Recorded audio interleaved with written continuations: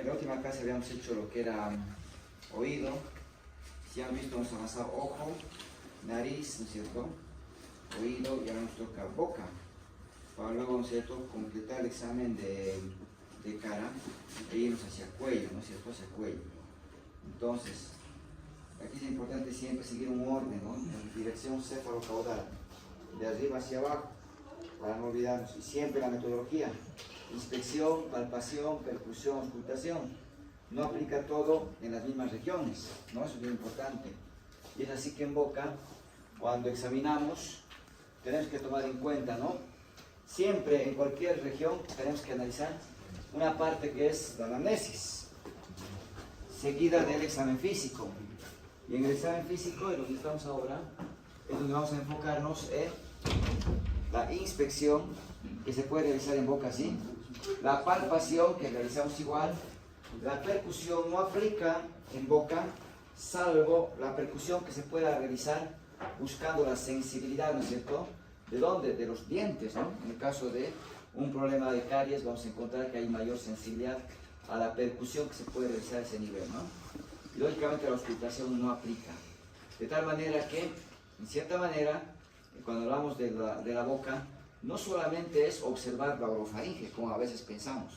Examine la boca, abra la boca, saque la lengua, diga, ah, no es eso. Tenemos que examinar desde estructuras, ¿no es cierto?, que tenemos que considerarlas, los labios, por ejemplo. Luego vamos a ir a las encías, los dientes, la mucosa bucal, ¿ya? Vamos a encontrar lo que es el paladar, ¿no?, óseo y blando, el piso de la boca. Recién me voy a ir atrás, istmo de las fauces, orofaringe. Y al final, después de examinar las glándulas, o diré las amígdalas, tengo que examinar glándulas salivales. De esas, tendríamos que examinar principalmente, ¿no?, las parótidas y también las submaxilares. Recordando de que hay más glándulas, ¿no es cierto? Las glándulas salivales las dividimos en mayores y menores. Las mayores estarán pues las parótidas, las submaxilares que he mencionado, pero también están las sublinguales. Y lógicamente hay glándulas que son labiales, hay glándulas que son linguales, que son faringes, que en algún momento pues van a también considerar en su evaluación. Entonces todo esto involucra que el examen de boca es un examen complejo, ¿no es cierto? Eso es lo más importante. Examinar boca involucra que vayamos paso a paso, ¿no? Y lo primero que tengo que ir siempre un orden. Labios, ya por ende me voy encías, me voy dientes, ¿no? Mucosa yugal, que es la que reviste la superficie, y así vamos a avanzar, ¿no?, hasta llegar a la orofaringe y terminar con las glándulas. De tal manera que los labios, en la inspección, cuando observamos la cara en su contexto, dijimos, ¿no?, hay que observar la simetría. Y estos labios me muestran la simetría comparando la comisura labial del lado derecho, se encuentra, ¿no es cierto?, a la altura del lado izquierdo. ¿Cuándo puede estar alterado? Parálisis facial. ¿Cómo va a estar en la parálisis facial? Caído. Caído, muy bien, descendido, ¿no es cierto? Espera un ratito. Va a estar descendido, de tal manera de que si yo encuentro, ¿cierto?, si yo encuentro que una comisura labial está descendida, puedo pensar en parálisis facial. Sin embargo, no se olviden, hay una central y hay una periférica, ¿no ve? La periférica afecta toda la bicara, toda. Por tanto, tiene que estar comprometido, ¿cierto?, la parte superior, desde la región frontal. En cambio, la periférica, la central, perdón, es más en la parte inferior. Y es la que me va a dar un poquito más de dificultad para reconocer. Ah, es que el surco nasogeniano tiene que estar borrado. La comisura labial tiene que estar descendida. Y ahí tengo que reconocer que es una parálisis facial, en este caso de tipo central.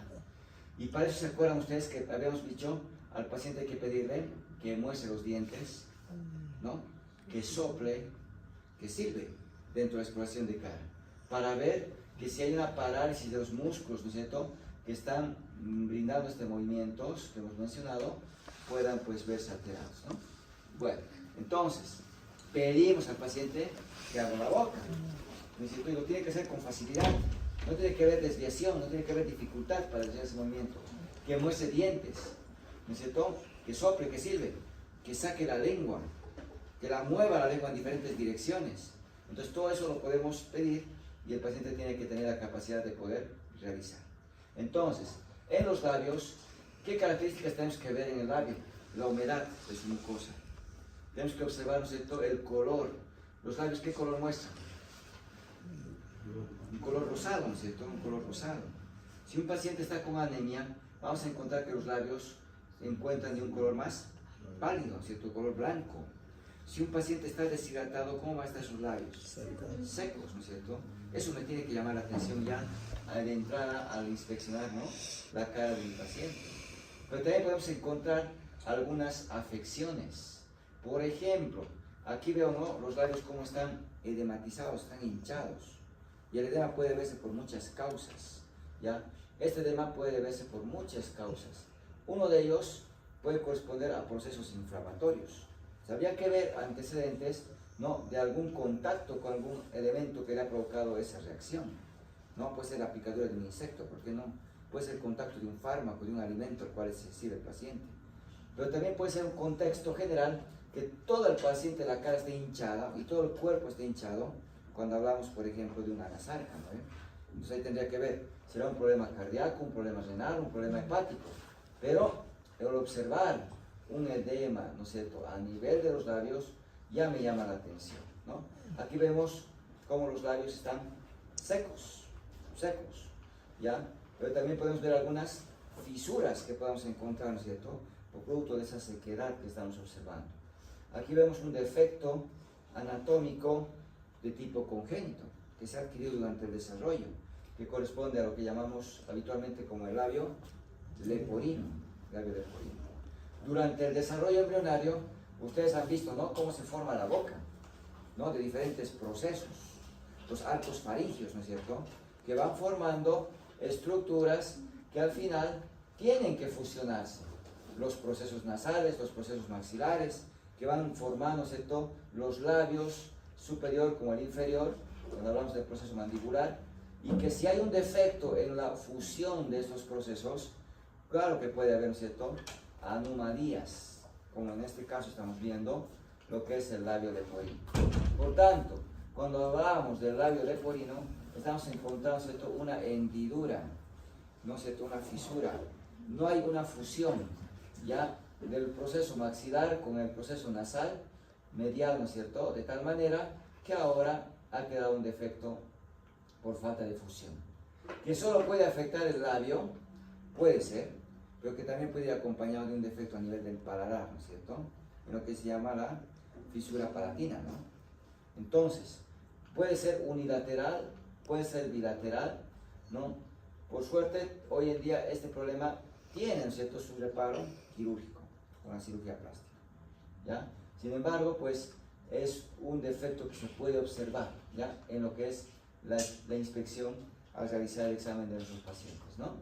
Ahí vemos una afección bilateral, ¿no?, un labio leporino con fisura palatina bilateral, que es lo mismo, habría que considerar dentro de lo que es la exploración, ¿ya? ¿Qué será la keilitis? Inflamación de los labios, ¿no es cierto?, de los labios. ¿Qué será la glositis? Inflamación de la lengua. ¿Qué será la estomatitis? Inflamación de la mucosa, ¿ya?, bucal, la mucosa yugal. Entonces, la terminología médica es específica y utiliza, ¿no?, un término médico para determinar alguna definición de manera precisa, ¿no es cierto? De tal manera que cuando hablamos de la keilitis, estás hablando de un proceso inflamatorio a nivel de los labios. Generalmente, estas keilitis van a ir acompañadas, ¿no?, de un cambio de color en la región. Los labios están más enrojecidos, están edematizados, pero vamos a encontrar unas fisuras que se van produciendo justamente a nivel de las comisuras labiales, ¿ya?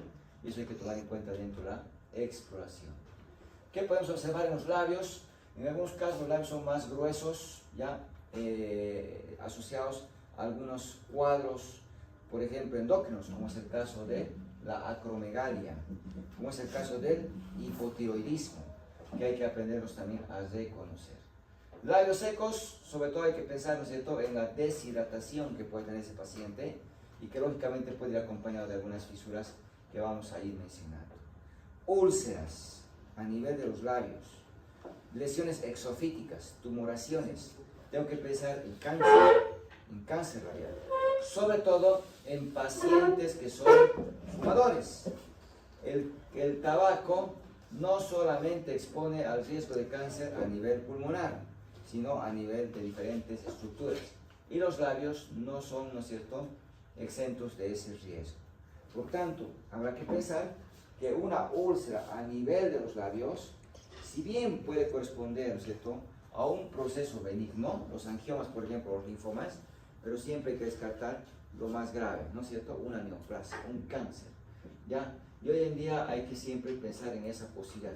Hay mucho cáncer en nuestro medio, porque el cáncer es multifactorial, no basta con los oncogenes, tiene que haber algún factor, ¿no es cierto?, que los active, y ahí viene la exposición ambiental, los cambios en nuestros hábitos, ¿no es cierto?, la exposición a sustancias nocivas, tóxicas, o de riesgo, como por ejemplo, los elementos que se van liberando al consumir el tabaco que hemos mencionado. Entonces, hay que considerar ese tipo de lesiones también a nivel de los labios, ¿ya? De los labios. Aquí, si bien nos está cortando la imagen, ya vemos una pequeña lesión quística. Este quiste que estamos viendo en el labio es justamente, ¿no es cierto?, porque se ha obstruido, ¿no?, la desembocadura de un conducto y se empieza a acumular ahí secreción mucosa. Lo que vamos a llamar son quistes de retención, ¿ya?, que lo que hacen es acumular simplemente, ¿no es cierto?, secreción mucosa y pueden alcanzar tamaños variables. Pueden llegar incluso a tener tamaños de 1 a 2 centímetros. Aquí vemos lo que hemos mencionado hace rato. La comisura labial está descendida. Aquí vemos una parálisis facial periférica, porque hay un compromiso en la parte superior como en la parte inferior. Aquí vemos parálisis facial, probablemente central, ¿no es cierto?, porque vemos que hay un compromiso de la parte inferior. Pero lo que me llama la atención, ¿qué es? Es el hecho de que la comisura labial está descendida, ¿cierto?, está desviada hacia abajo. Y es lo que tenemos que aprender a reconocer, ¿ya? Por tanto, ese aspecto de que la comisura se desvíe me va a ayudar a reconocer, ¿no es cierto?, lo que es la parálisis facial. Central se afecta solamente la parte inferior. Periférica toda la hemicara, ¿cierto?, que tenemos que describir. Ya, eso es lo más importante. ¿Qué más? Aquí vemos lo que en algún momento habíamos dicho, ¿no?, la risa sardónica.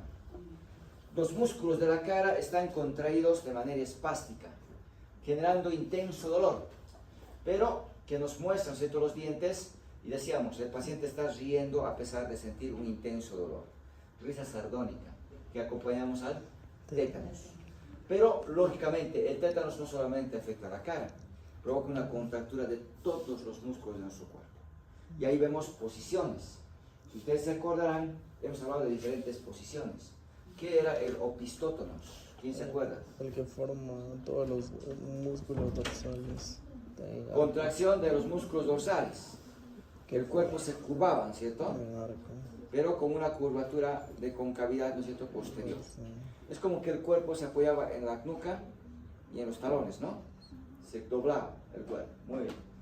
Hablábamos del ortótonos, hablábamos del emprostótonos, preorostótonos, que tienen que, ¿no es cierto?, siempre ir repasando para describir, ¿no? Se ve menos tétanos, lógicamente considerando al esquema de vacunas que tenemos, ¿no?, que nos protege de por vida, un esquema de 5 dosis en lo que es la vacuna antitetánica que le hemos incluido en la pentavalente, ¿no?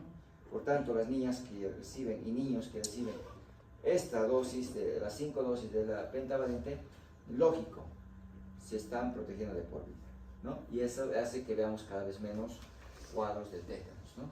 Pero todavía hay una gran parte de la población que son antivacunas, ¿no?, que no quieren las vacunas, porque piensan que le hacen más daño que beneficio. Bueno, vesículas. Ya hemos visto lesiones primarias y secundarias, ¿se acuerdan? Que hemos visto lesiones o levantadas de pared transparente con contenido ceroso, en algunos casos hemos hecho hasta hemorrágico, ¿no? Pero en este caso son pequeñas lesiones palpables de pared delgadas o levantadas con contenido ceroso que se agrupan a manera de racimo de uvas, que las vamos a caracterizar en el caso del herpes labial. El herpes tipo 1 tiene la característica de provocar este tipo de lesiones, ¿no es cierto?, que son muy comunes en nuestra población. Y es más, estas lesiones son autolimitadas.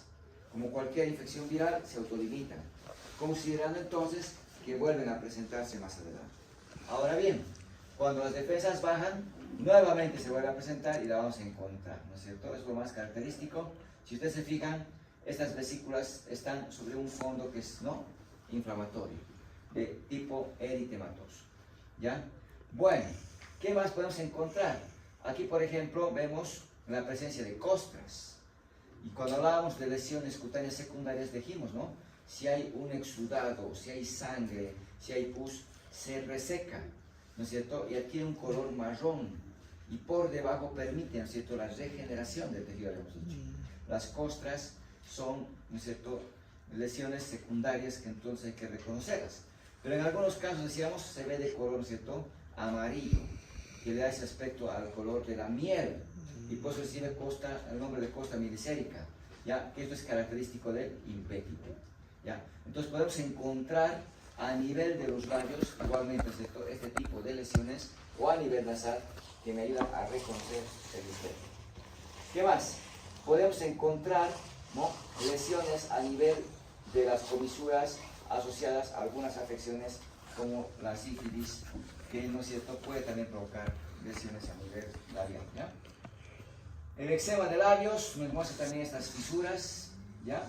Vamos a encontrar que hay un color ligeramente violáceo a nivel de los labios que nos tiene que ayudar a reconocer, y se van formando una especie, ¿no?, de escamas ya a nivel de la mucosa, ¿no es cierto?, labial. Por tanto, una vez que reconocemos las lesiones a nivel del labio, empezamos, ¿no es cierto?, ahora a abordar la cavidad bucal. Y la cavidad bucal la tenemos que examinar, como ya he mencionado, ¿no?, encías, dientes, mucosa yugal, istmo de los paladar blando, piso de la boca, ¿no?, istmo de las fauces, y así avanzando, ¿ya? Entonces, la cavidad de la boca. Para examinar la cavidad de la boca, podríamos utilizar el espejo bucal. Es que el instrumento no es exclusivo del odontólogo.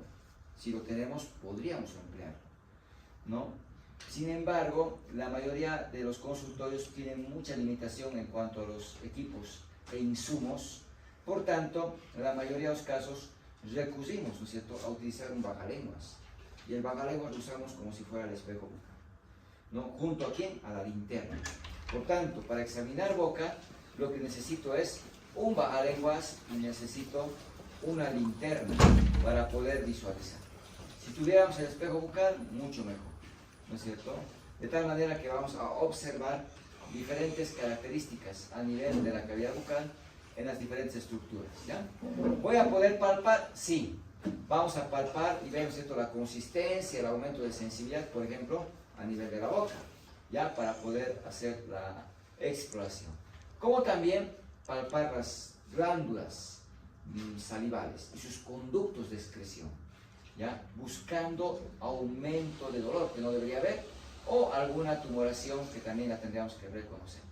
La percusión, si se acuerdan, se ha dicho, aplica a nivel dental. Si bien cuando hay caries ya empieza a doler los dientes cuando se expone al calor o al frío, pero también cuando percutimos, ¿no es cierto?, ya sea con el bajalenguas o con el espejo bucal, no debería haber, ¿no es cierto?, dolor. Sí crea una molestia por la sensibilidad que es la percusión, ¿no?, de los dientes, pero no debería provocar dolor, salvo que exista alguna afección, ¿no? Puede ser un absceso dentario, puede ser una caries que me va provocando cierto dolor y lo tengo que considerar dentro de lo que es la exploración. La auscultación, hemos dicho, no aplica, ¿no es cierto?, dentro del examen. Entonces, bajalenguas o espejo bucal lo tenemos que utilizar para el examen a nivel de la cavidad. La cavidad bucal está revestida por una mucosa, que la vamos a llamar mucosa yugal. Cuando hago referencia a la mucosa yugal, estoy hablando de esa mucosa que reviste toda la cavidad de la boca. ¿Qué color tiene? Rosado. ¿Qué características tiene? Es húmeda. Lo que tengo que evaluar justamente es ese aspecto, la humedad y el color, ¿no es cierto?, que corresponde. Ya en algunas estructuras, como la lengua, por ejemplo, ¿no?, y las paredes de la cavidad bucal, vamos a ver que tienen un trofismo que hay que reconocer, ¿ya? De tal manera que, si yo encuentro ictericia, ¿no es cierto?, en la piel de mi paciente y en las mucosas, ¿no es cierto?, hay que buscar causas prehepáticas, hepáticas y poshepáticas que me estén dando a esa coloración amarilla. Si ustedes se acuerdan, hemos dicho, la ictericia hay que diferenciar de la pseudoictericia. ¿Qué es la pseudoictericia? ¿Y qué es la ictericia?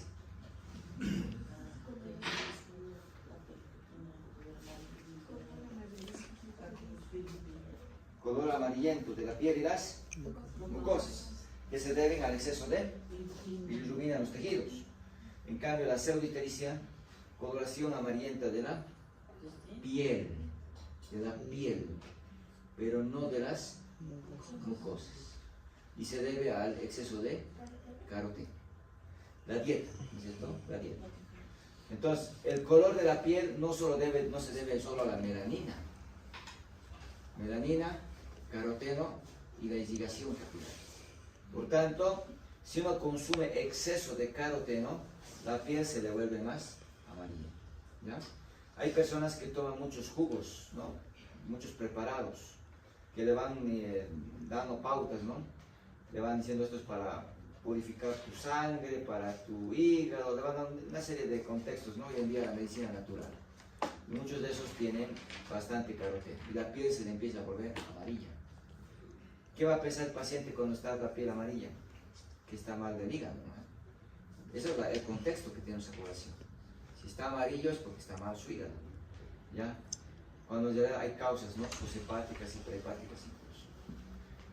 Sin embargo, el observar, porque viene el paciente diciendo, doctor, estoy mal del hígado, me estoy volviendo amarillo. Usted examina y no hay la coloración amarillenta de las mucosas. Descarta esa ictericia y tiene que orientar a la pseudoictericia, ¿no? Por tanto, eso hay que observar. Si el paciente tiene una cianosis central, ¿se acuerdan? Todo el paciente está cianótico. Todo está cianótico. Abra la boca, saque la lengua está azul, la boca está azul. Y ahí decíamos, ahí reconozco una cianosis central y la diferencia de una cianosis periférica. El paciente con cianosis periférica puede estar todo el cuerpo azul. Pero si le digo que abra la boca, saque la lengua, ¿qué color va a estar la lengua? Rosada. Porque la lengua se mueve constantemente, genera calor, no hay éstasis, no hay retardo en la microcirculación, por tanto no hay cianosis. Y hay diferencia, una cianosis central periférica, viendo la boca. Por tanto, hay que observar ya el color que puede tener, ¿cierto?, la mucosa yugal, que en este caso está revistiendo, ¿no es cierto?, la boca. Ahora bien, puede ser, como aquí en la imagen, justo está cortado, que puede haber manchas, aquí hay manchas negras, que las llamamos manchas apizarradas, que podemos observar esas manchas negras ya en pacientes con Addison.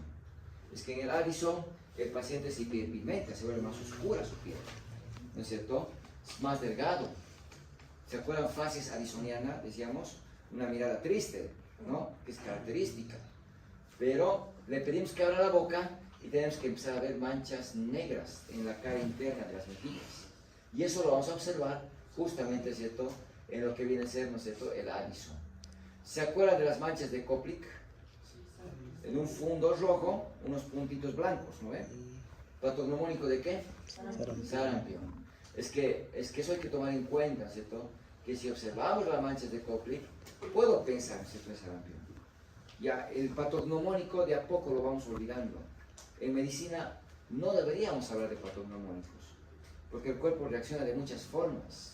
Sin embargo, la literatura nos habla de los patognomónicos y todavía nos describe, ¿no es cierto?, algunos signos que los relaciona con diagnósticos, ¿ya?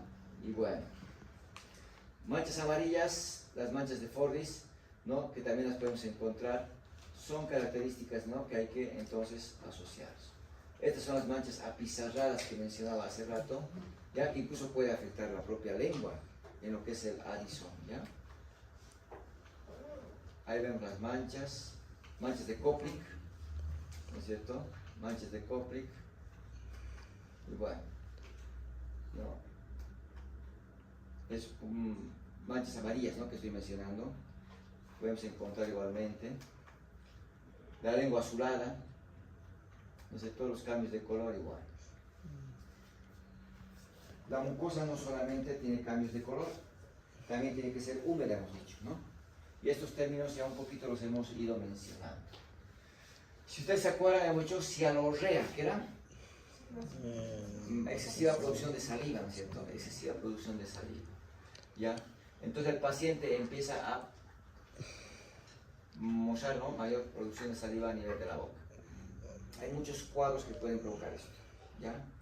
Hay muchos cuadros, hasta de los tipos, ¿no es cierto?, biliares, problemas gástricos o digestivos, ¿ya?, que hay que tomarlos en cuenta. Hipocialia, ¿qué significará? Menor producción de saliva. Asialia, ¿qué significará?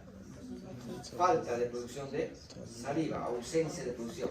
Por tanto, hay prefijos que ustedes tienen que ya interpretarlos. Hipo, hiper, ya sabemos que es disminución, aumento. La A, la AN, ausencia, falta de. Entonces, aquí hay exceso de producción de saliva. Aquí hay menor producción de la saliva, aquí hay ausencia de la producción de saliva. Asialia. La asialia, entonces, nos va a llevar, ¿cierto?, a una sequedad a nivel de la boca y de la lengua.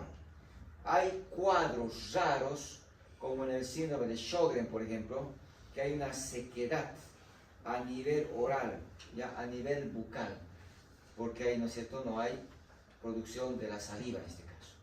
Pero también va a ir asociada a la falta de producción, ¿no?, del sudor, a la falta de producción entonces de lágrimas, y empieza a provocar también sequedad a nivel ocular, a nivel, ¿no es cierto?, de la boca, no solamente, también a nivel ocular, ¿ya? Entonces, pero el signo que estoy observando a nivel de la boca es la asialia. La hipocialia, puedo ver en pacientes con fiebre, puedo ver en pacientes deshidratados, deshidratación que puede ser por hemorragia, puede ser por diarrea, puede ser por vómitos, por quemaduras extensas. Es decir, hay muchas causas que nos pueden llevar, ya cierto, a la sequedad, a la menor producción, perdón, de la saliva, ¿ya? Eso es muy importante. Como también pacientes con problemas renal, ¿ya? Pacientes urétricos, lo propio. La lengua la vemos seca. Dice, no, lengua del oro, ¿no? Lo van mencionando, que es muy común para poder reconocer ya esa sequedad que puede ir acompañando a esa menor humedad que va a presentar ya la lengua. La estomatitis, hace rato hemos dicho, inflamación de la mucosa yugal. Toda la mucosa de mi boca está inflamada, por tanto está enrojecida, está edematizada, ¿cierto? La tengo que considerar ya dentro de la exploración. Puede ir acompañado de diferentes afecciones, por ejemplo, la formación de lesiones, ¿no es cierto?, ulcerosas, redondeadas, circunscritas, que le siguen a la formación de vesículas, en lo que son las aftas, por ejemplo, que es bastante común en nuestra población. O bien puede corresponder a las lesiones de tipo neoplásicas. En otros casos, pueden ir acompañada esta estomatitis por estas placas blanquecinas, que las comparamos a la leche cortada, ¿ya? O en algunos casos al quesillo, decimos, ¿no?, que la vamos a llamar el muget. El muget son estas placas blanquecinas que están, ¿no es cierto?, adquiriendo ese aspecto de leche cortada a nivel de la cavidad bucal, sobre un fondo eritematoso, edematizado, que sería la estomatitis. Este muget, ¿a qué está correspondiendo? A la presencia de hongos, la Candida albicans, candidiasis. Pero es que en nuestra boca tenemos una gran cantidad de microorganismos, ¿ya? Tenemos una gran cantidad de microorganismos. Es más, aunque haciendo una analogía, ¿cierto?, la mordedura humana, ¿no?, se infecta con mucha más frecuencia que la propia mordedura de un can, ¿no es cierto? Eso nos demuestra la gran cantidad de bacterias que tenemos en la boca, razón por la cual, ¿no es cierto?, hay una microbiota ahí, ¿no es cierto?, en la cavidad que mantiene un equilibrio. Pero si nuestras defensas se van comprometiendo en gran medida, como es el caso del VIH, ¿no es cierto?, y que llega a la fase SIDA, ya empieza a haber infecciones oportunistas. Y un dato muy importante justamente es el muget. Ver el muget en un paciente me obliga a pensar en VIH. Y tengo que descartar VIH, ¿ya? Ahora, también tendría que pensar en ¿qué? En desnutrición severa. Un paciente con desnutrición grave, lo propio, su sistema inmune se ve severamente comprometido. Igualito, tenemos que ver, ¿no es cierto?, esta posibilidad de que pueda haber el muget, que corresponde, no se olviden, a placas blanquecinas como leche cortada producidas por la Candida albicans, ¿ya? Fármacos pueden visitar la mucosa, pueden provocar igualmente afecciones. Úlceras pueden deberse entonces al cáncer, pueden deberse, ¿no es cierto?, a la sífilis, puede verse incluso a la tuberculosis, que hay que considerar entonces como lesiones, ¿ya? Ahí vemos las aftas, por ejemplo, que estamos evidenciando, ¿ya? Y bueno. A ver, leucoplasia. ¿A qué se refiere con leucoplasia? Leuco, ¿qué significará? Blancas, ¿no es cierto? Lesiones blanquecinas a nivel de la mucosa bucal, ¿ya? Entonces podemos encontrar que hay cambios en la coloración de la mucosa, ¿no? Yugal, que las tenemos que denominar como tal, leucoplasia. Puede deberse a diferentes situaciones. En este caso, puede ser, ¿no es cierto?, que se esté queratinizando más, ¿no?, el epitelio que reviste esta mucosa, ¿no es cierto?, y puede también ser parte de origen, ¿no? Ahí vemos ese color blanquecino, ya que estamos refiriéndonos. Bueno, esto no lo vamos a entrar al detalle con fines de la materia. Estomatitis, no se olviden, inflamación de la mucosa yugal, ¿no? Mucosa bucal. Dientes y encías. Ahí vamos a observar con el bajalenguas, vamos a observar con la linterna y ver el color de las encías. Las encías tienen un color rosado pálido. Ya, puede tener cambios, eso hay que observar, puede tener lesiones, eso hay que observar. Los dientes, nuestras piezas dentarias, tenemos dos denticiones, ¿no es cierto? Los dientes de leche y los dientes definitivos. Hay que examinarlos, dependiendo de la edad vamos a encontrar esas situaciones, ¿no? De que hay diferentes tipos de dentición. Bueno, de tal manera entonces, hay lesiones que podemos encontrar. Por ejemplo, diástasis de los dientes. ¿A qué me refiero con diástasis? Que los dientes están separados, ¿no es cierto? Separados. Ya, lógicamente, ¿no? El odontólogo pues nos va haciendo diferentes tratamientos, ¿no? Y nos va corrigiendo en cuanto a la orientación que puedan tener. Sin embargo, hay algunas afecciones que las aprendemos. Por ejemplo, aquí, si ustedes se fijan, el borde del diente, ¿cómo está? Se compara como el borde de una sierra, dice, ¿no? Como el borde de una sierra, que se observa en el raquitismo, por ejemplo. Dientes en sierra, ¿ya? En este caso, ustedes se fijan, el diente aquí está como un cono, ¿no es cierto? Tiene forma cónica. Sin embargo, aquí arriba también tiene una alteración. ¿Ya? Muchas veces muestra aquí como una curvatura, como una media luna, ¿ya? A eso llamamos los dientes de Hutchinson. Los dientes de Hutchinson, rara vez lo vamos a ver, porque son característicos de la sífilis, ya congénita. Entonces, para eso, una embarazada tendría que tener sífilis, no tendría que recibir tratamiento y se tendría que pasarle la infección al niño a través de la placenta, ¿no? Eso es la transmisión vertical. Cuando escuchen transmisión vertical, estamos hablando de la transmisión madre al hijo a través de la placenta en el embarazo, a través del nacimiento y su paso a través del canal del parto, o bien a través de la lactancia. Entonces, esa transmisión vertical, por ejemplo, se ve de manera no muy característica en la paciente con VIH. Una madre que esté infectada con VIH puede transmitir la infección a su niño y el niño nacer con el VIH. Y las instancias son esas tres.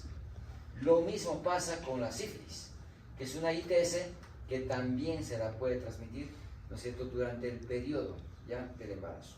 De tal manera que, si yo no detecto la sífilis en la embarazada, el niño adquiere la sífilis y ahí viene la sífilis congénita que le puede presentar, ¿ya? Pero, si se la trata durante el embarazo, entonces hay menos posibilidad de que haya una transmisión al niño y por ende tampoco estas secuelas. Esto ya es una etapa avanzada donde ya el niño tiene, ¿no es cierto?, compromiso a nivel dentario y también hay lesiones óseas. ¿Se acuerdan? Nariz encía de Montague, ¿no? Producto de la sífilis. Ya estamos viendo aquí los dientes de Hutchinson. ¿Qué forma tiene este borde de este diente? De un cono. De un cono. El de arriba ya está alterado, ¿no es cierto?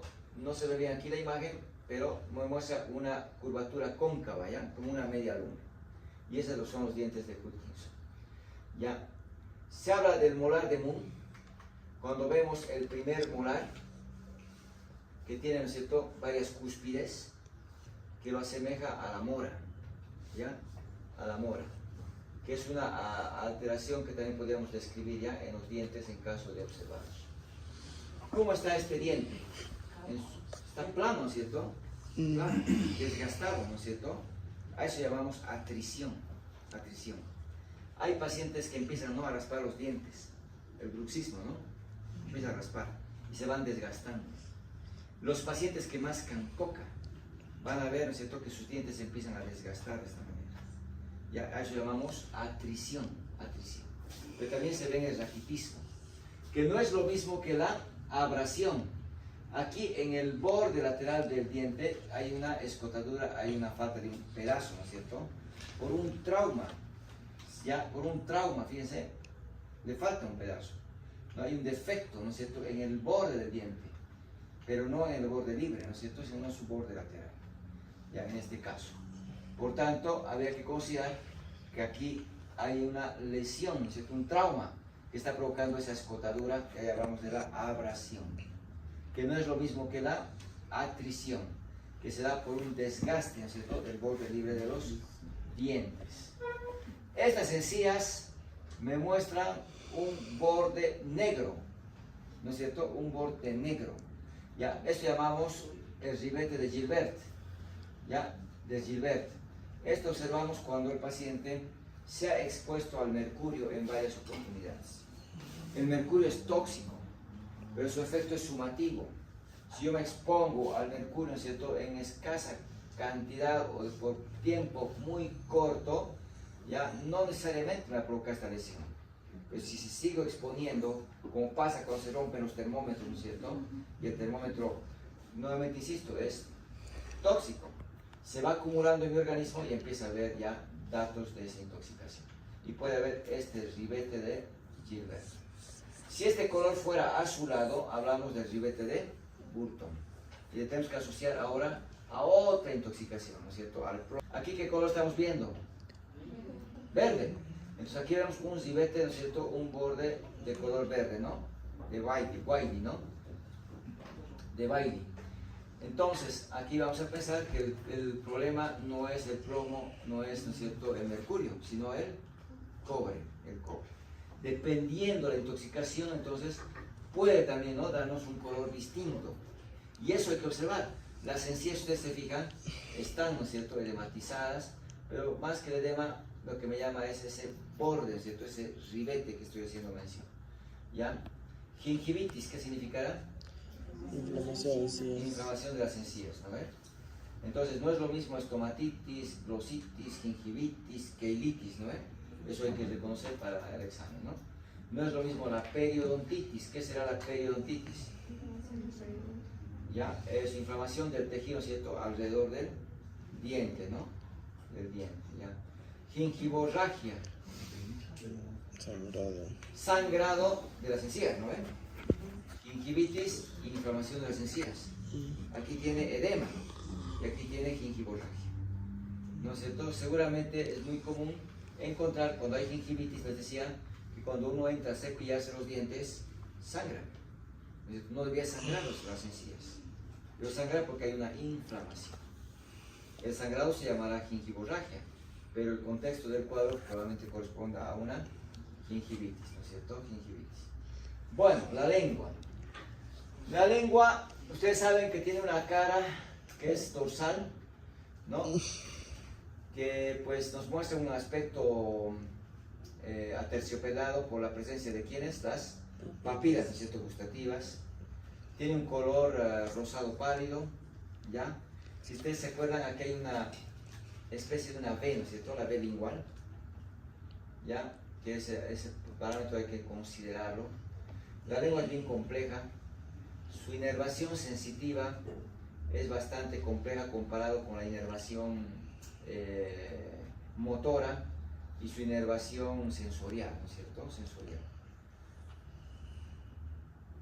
Las 2/3 partes anteriores de la lengua tienen la sensibilidad que las recoge ¿qué par craneano? Sensibilidad, dolor, trigémino.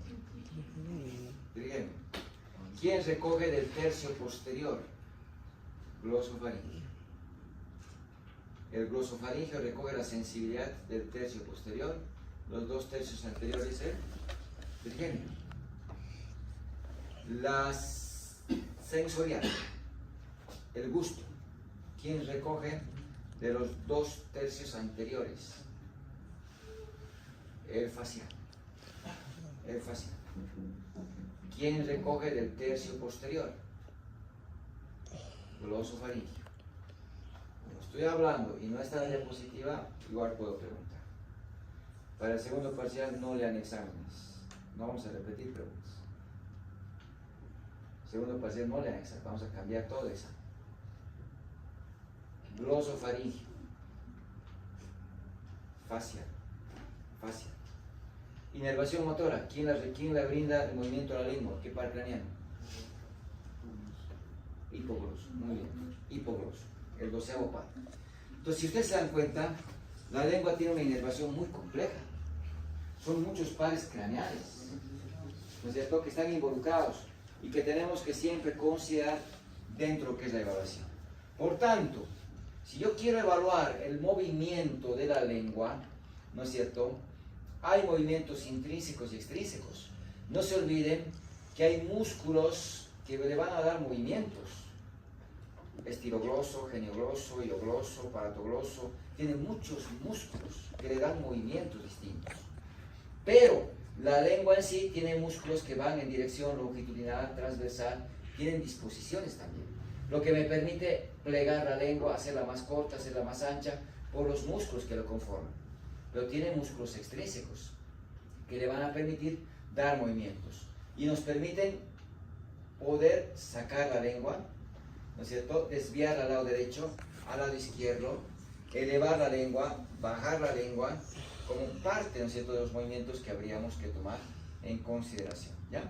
Pero hay que evaluar también la sensibilidad, que hemos visto que pares craneales podemos evaluar. Hay que evaluar, ¿cierto?, la parte del gusto, de percibir los sabores, ¿ya?, que también es un aspecto que tenemos que evaluar, ¿ya? Bueno, esta lengua que tiene el aspecto seco, me está mostrando la sequedad, ¿no es cierto?, a nivel de la mucosa, a nivel de la cavidad bucal, hemos dicho, ¿no?, hace rato. Podemos observar. Aquí que estamos viendo una placa blanquecina en el dorso de la lengua, que lo vamos a llamar, ¿no es cierto?, lengua sabural. Esto es muy común. Si dormimos con la boca abierta, amanecemos con esta, ¿no?, coloración blanquecina en el dorso de la boca. Pero también se puede observar en pacientes con deshidratación. Podemos observar en pacientes, ¿no es cierto?, con fiebre, pacientes con tifoidea, por ejemplo, muy característica la lengua sabural, ¿ya? Pero puede verse también el hecho, ¿no?, de dormir con la boca abierta y la encontramos también, ¿ya? Eso es muy importante. ¿Qué más? Esta placa entonces puede verse también a malos hábitos, ¿no es cierto?, de higiene de la boca.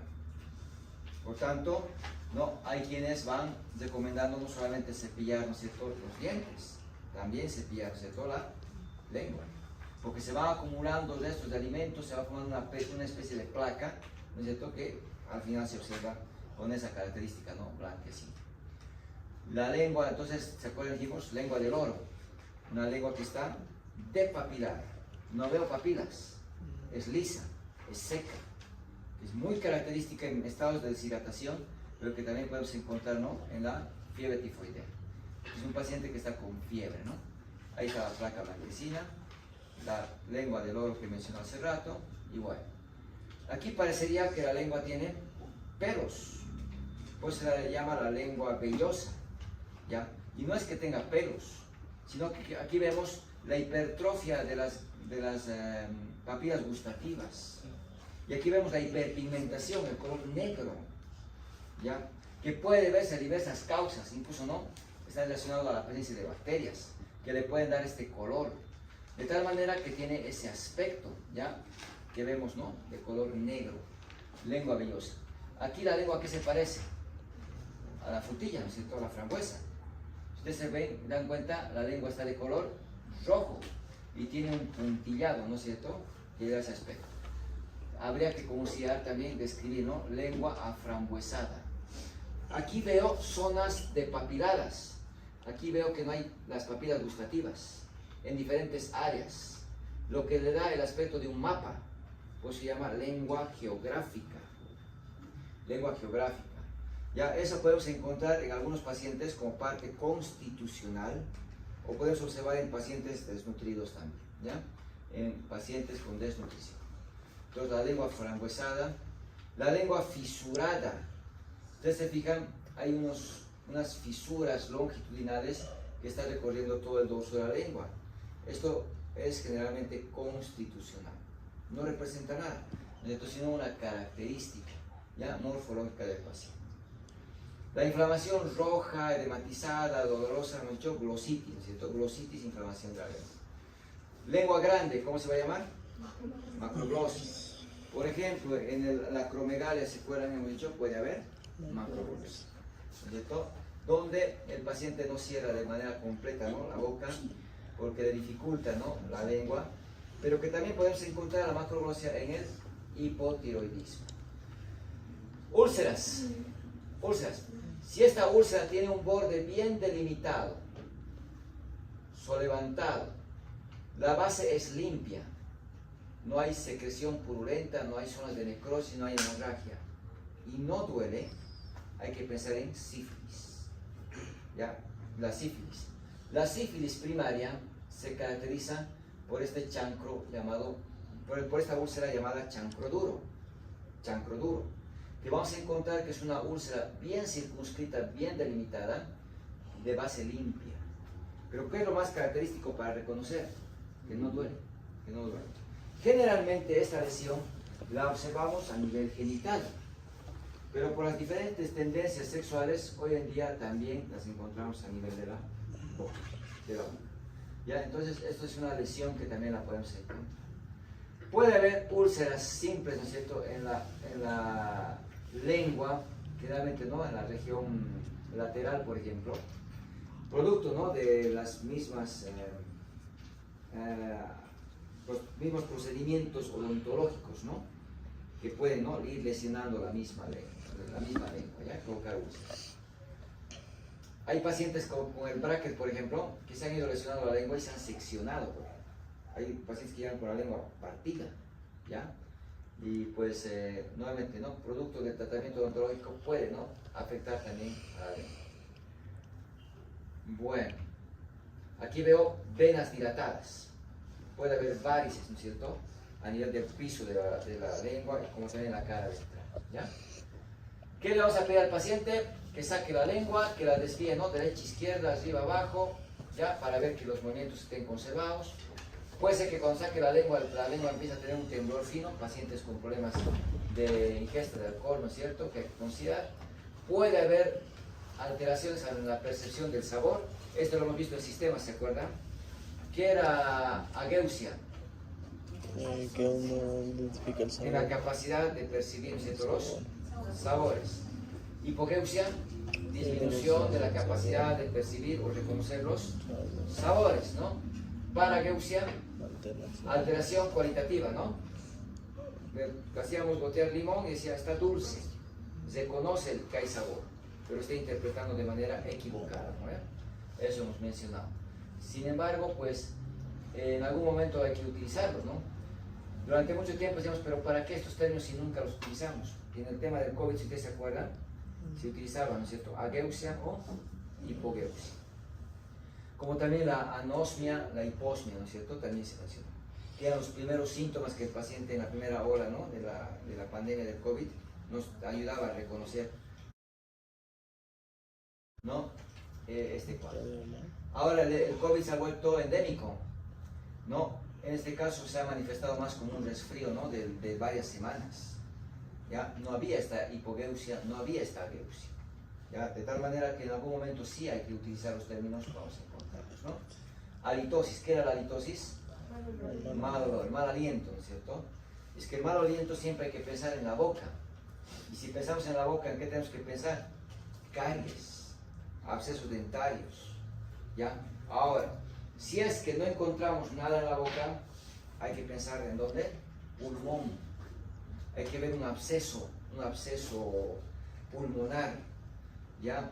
Hay que ver las bronquiectasias, se dilatan los bronquios y empiezan a acumular secreciones que se sobreinfectan.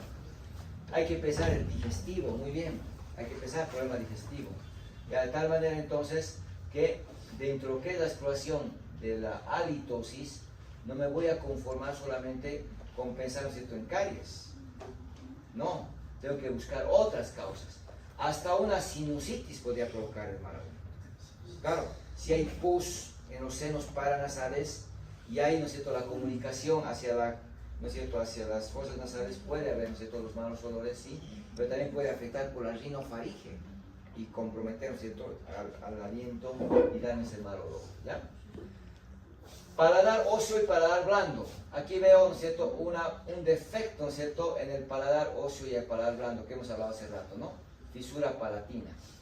Hay pacientes que tienen, si ustedes se fijan, el paladar hundido, deprimido, dicen, ¿no?, como una oliva, en la sífilis, Ya, Lewis también hace referencia a la sífilis. De tal manera que eso hay que observar también, ¿ya? Dientes de Hutchinson, nariz en silla de montar, paladar, ¿no es cierto?, ojivo. Tibia en sable también, ¿no? Está también descrito. Bueno, ¿qué más? Puede haber un exceso de crecimiento a nivel del paladar. Puede ser. La orofaringe y el istmo de las fauces la vamos a evaluar al final. Que le pedimos al paciente que abra la boca, saque la lengua. En este caso, ustedes se fijan, veo los pilares del paladar, veo la úvula y veo la orofaringe. Solamente apoyando el bajalenguas. ¿Dónde? En el tercio medio de la lengua. Porque si coloco en la punta, la lengua se va a plegar, no me va a dejar ver atrás. Si le coloco en el tercio posterior, náuseas, y no me va a dejar explorar, ¿no ve? Pero se ve mucho mejor cuando deprimo con el bajalenguas hacia abajo y hacia adelante, en el tercio medio de la lengua, como hemos dicho, y le pido que el paciente diga la letra A, ¿no es cierto?, de manera sostenida. Si el paciente dice la letra A, asciende, ¿no es cierto?, el velo del paladar y puedo ver ahí los pilares del paladar y ahí veo las amígdalas palatinas, ¿no? Veo la úvula que asciende de manera central, no se tiene que desviar. Después de examinar la orofaringe y las amígdalas palatinas, puedo pasar a explorar las glándulas salivales. Si la parótida estuviera inflamada, ¿cómo me voy a dar cuenta? Porque va a haber dolor cuando... Va a haber dolor y va a haber aumento de volumen. ¿Dónde las encuentro las parótidas? En el segundo molar, creo que era. Parótidas. Debajo del pabellón de la oreja. En la parte externa de los músculos maceteros, ¿no ven? Ahí están las parótidas. Cuando se inflama por una causa viral, las dos van a estar hinchadas. Lo que comúnmente conocemos como las paperas, la parotiditis, las paperas. ¿No? Parotiditis es inflamación de las parótidas. Si es bilateral, ¿no es cierto?, es viral. Si es un solo lado, bacteriano, un solo lado. O puede ser un cálculo salival, que me está obstruyendo su conducto de excreción. ¿Cuál es el conducto de excreción de la glándula parótida? Conducto de, conducto parótido, que es, ¿no?, lo que nos han enseñado, porque es muy común dar nombre, ¿no? Esteno. El conducto de esteno.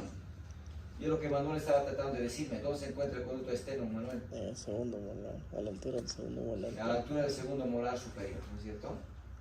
Pero ese es el conducto de esteno, no la parótida, ¿no ven? El esteno no deberíamos palparlo, no se siente, salvo que haya un cálculo que lo haya obstruido y empieza, ¿no es cierto?, a doler. Y empieza a hincharse, ¿no es cierto?, la parótida. Entonces ahí estamos obligados a introducir el dedo índice, ¿no?, siguiendo el vestíbulo hasta llegar al segundo molar superior.